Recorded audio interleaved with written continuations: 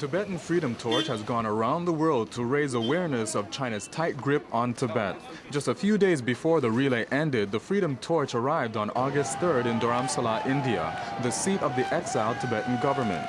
The Tibetan Freedom Torch began its journey in Olympia, Greece, much like the official International Olympic Torch Relay on March 10th, and traveled through several countries for nearly 4 months before arriving in New Delhi.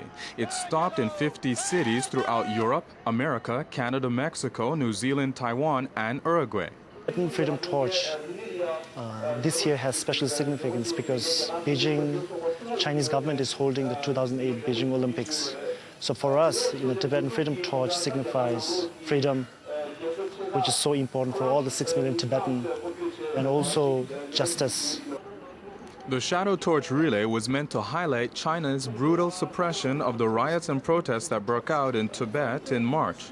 China says 22 people died in the Tibetan capital of Lhasa, while foreign Tibet supporters say many times that number were killed during the demonstrations and subsequent crackdown.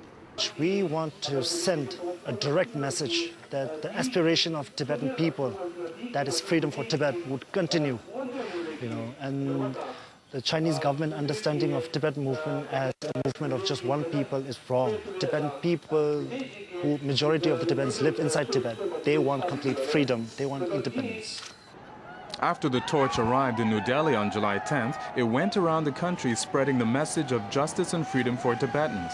It ended its journey on August 8th in the Indian city of Leh, which is a predominantly Buddhist city in India's Jammu Kashmir state bordering Tibet.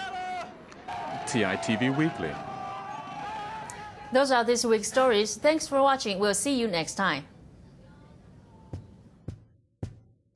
Daha dusha dolo shpat lare ma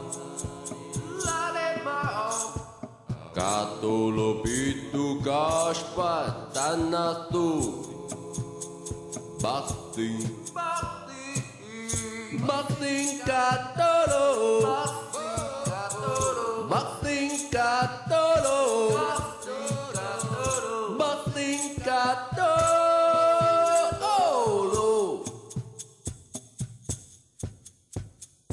Daha dusha dolo shpat lalema